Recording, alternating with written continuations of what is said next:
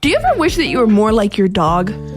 As in, like, do I wish I have the life my dog does? I mean, okay, endless naps, right? I mean, that's what my dogs do all day. Free food and treats all the time. That does not sound too bad. Yeah, I mean, they don't even pay. I pay my dog's rent. I could live with that. But no, that's not what I'm talking about. I'm thinking about, like, the way my dog acts. Okay, here, I'll tell you a story. Yeah, I was going to say. Kipper, I was taking him for a walk earlier this week, and it was in a new and unfamiliar area, and he was kind of maybe 3 or 4 feet ahead of me.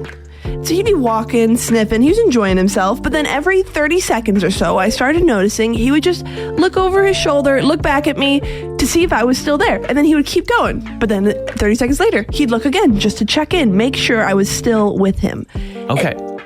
I do think that in that way, sure, I could be more like Kipper in that I want to be more like that with God, right? When I'm walking through something unfamiliar or tough or struggling, that I'm constantly looking and checking in with God, right? When I'm just moving through everyday life, look to God. When the path gets sketchy, look to God. Almost making it like a pattern. David talks about kind of this whole thing in the Psalms. Psalms 121, 1 and 2 says, I lift up my eyes to the mountains.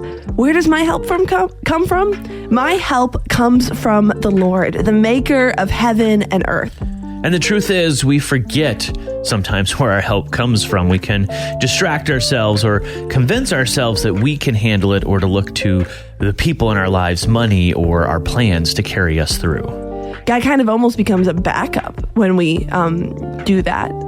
But he isn't our backup, right? He is our main source of real help. This verse is a reminder, your help doesn't come from your own hustle or people or plans. Your help comes from the Lord, the maker of heaven and earth.